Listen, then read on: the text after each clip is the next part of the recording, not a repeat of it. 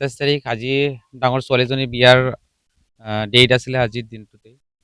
তো যিটো ঘৰত আজিৰ দিনত নিজৰ আত্মীয় কুটুমে য'ত ভিৰ থাকিলে হয়, আজি ওচৰ চুবুৰীয়া যিখিনি মানুহ আছে বা আজি বিয়াৰ ৰবাতলি থাকিলে হয়।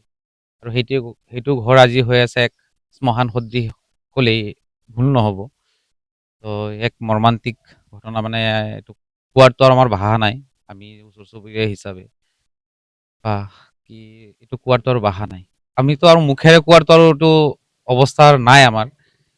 এটা ঘৰত ধৰক আজিলৈকেতো নিজেতো দেখাটো দূৰৰ কথা, আজিলৈকে শুনিও পোৱা নাছিলোঁ যে এটা ঘৰত তেনেকে ৪টাকে মাৰ্ডাৰ হয়। তো কাহিনীও আমি শুনাও নাছিলোঁ, দেখাটো পিছৰ কথা।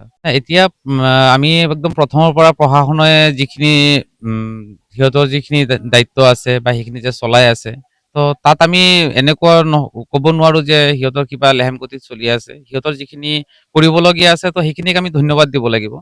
কিন্তু এতিয়ালৈকে কোনো ধৰণৰ ক্লু উলিয়াব পৰা নাই, এইটো এটা ৰহস্যজনক কথা হৈ আছে। ৭ দিন যোৱাৰ পিছতো আজিলৈকে কোনো কাৰোকো কৰায়ত্ব কৰিব পৰা নাই। তো তদন্তত সিহঁতে কি পাইছে নাপাইছে বাচ এইখিনিতো আমি এতিয়ালৈকে গম পোৱা নাই।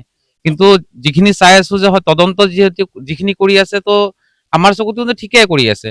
সিহঁতৰ যিখিনি ল'ব লাগে সেইটো কাৰণে প্ৰশাসনকো ধন্যবাদ দিব লাগিব। কিন্তু মানে দুৰ্ভাগ্যৰ বিষয় যে এতিয়ালৈকে কোনো এজন আসামিক কৰায়ত্ব কৰিব পৰা নাই। ঘটনাটো এতিয়া চাওক যিহেতু তদন্ত চলি আছে, তো ইয়াৰ ওপৰততো আমিতো আৰু একো ক'ব নোৱাৰো। তো আমাৰ মতে এতিয়া চাওক যিহেতু চবতকে ডাঙৰ ৰহস্য হৈছে যিটো ল'ৰাৰ ওপৰত মানে পৰিয়ালৰ মানুহক সন্দেহ কৰি আছিলে।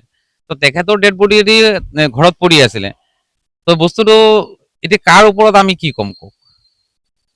ইয়াতকে বেছিতো আমি ক'ব নোৱাৰো। যিহেতু তদন্তৰ পিছতহে ওলাব চব। তৃতীয় কোনো পাৰ্টিৰ নিশ্চয় হাত থাকিব পাৰে। নহ'লে সেই মানুহজনক কোনে মাৰিলে? এতিয়া চাওক জুৰিয়া আমাৰ গৰা যেন বুলি নহয়, জুৰিয়া গৰা মানে নহয়, হয়তো অসমৰ ভিতৰত এনেকুৱা ঘটনা হৈছে নে নাই মোৰ অলপ সন্দেহ আছে। তো এইটোতো আৰু কোৱাৰটো কি কওঁ আৰু। তো চৰকাৰক এটা বস্তুৱেই আহ্বান জনাম যে বস্তুটো যিটো ঘটনা ঘটি গ'ল তাৰ এটা উচিত ভালকে তদন্ত এটা হ'ব লাগে আৰু ইয়াৰ আমি গাঁওবাসী হিচাপে ইয়াৰ ন্যায় লাগে।